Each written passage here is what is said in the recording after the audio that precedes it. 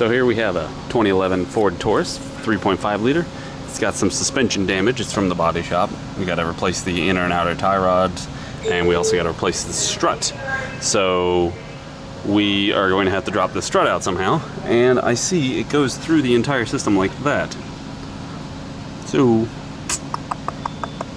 I'm gonna have to figure out how to get this off, if I have to take off the whole knuckle, or if I can lower it down enough, or if we can drop it out from the top here with this fender being gone, and maybe we can pull it out and pull it out or whatnot. So you see it's got a little wreck damage, but it seems like it's just this that got hit. And then there's also the possibility this control arm could be bent. I'm gonna have to go look at that and see how that looks and compare to this other side. But yeah, it's got a pretty borked up little thing there, and this, it's a little flattened, I think, is the problem, where the rim possibly hit it. I could go compare to the other side too, but they already got me a new strut, so I'm not worried about that. I'll just move the coil spring and stuff over. So I'll let you know how it goes and what we have to do to get it done. And also, if you would like to watch this live, you can go to twitch.tv/deamonmachine, and you'll be right there with the rest of those guys watching it live. So yes, I got the upper bolts loose, I got the sway bar link loose. There's nothing you can do. This thing only goes down so far, so we're gonna have to take off the entire knuckle off the car to get the strut out, especially because of how far down it goes in there, which seems kind of silly, but it's how they designed it. So we'll just have to, we're gonna take off the brakes here and that stuff, so we can do a little montage if you want to. That'd be fun. I like montages, or you know, where we speed it up. Anyway, you get the point.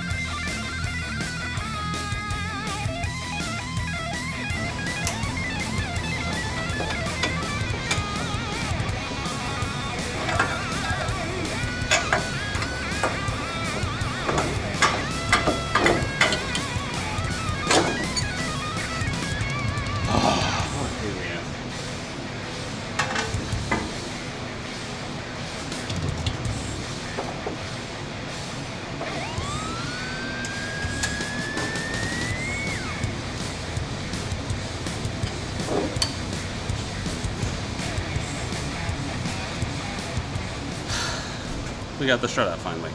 Yay! Alright, short answer is we have the new strut on. Got everything back together, relatively speaking. I still got to torque down the axle nut, and then we have to put the rest of the new tie rod, inner tie rod, and the outer tie rod wherever I put it. Where'd I put it? Right there. Oh, it's even got a grease fitting. I gotta look in the box for the grease fitting. And then we'll take it over the alignment rack and get it aligned. So that's pretty much it for this. It was a big old pain in the bottom to get that strut out because of how far down it goes into that hole. So yeah, we had to take the whole knuckle off. This was probably the biggest pain in the butt. The best option I had was putting a jack under here and putting pressure on it to hold the, because this is like an 11, but it's not, but it's like a 10, but it's too big, but it's too small for an 11. It's really stupid. It's probably just rusty. So, at least as you can see, this is a bolt-on wheel bearing, so if you ever need to replace these wheel bearings, it shouldn't be awful. And you got some pretty decent access to those bolts without having to take out the axle. So that's nice. This is got a tightening tap here, little tab. So watch your fingers when you're breaking it loose, and don't try and break this bolt loose. I tried that at first. I was like pulling on it some, and I was like, this thing is not moving worth crap. And then I tried this side, and I realized what the issue was. We just gotta put the sway bar link where it goes, put the brake back on, and we'll be good. So, hope you guys enjoyed the video. If you see this, then, and it's Monday or Friday, I'm live streaming on Twitch. Yay! Or it's Monday through Friday. If it's a work day, I'm here at work. And you can come to Twitch and watch, and it'd be great. And you can chit chat and talk, and it's great. Anyway, see you later. Thanks for watching. Palm just to hold it. Here, I'll put it in my teeth. Like this, so you see I can't hit the button.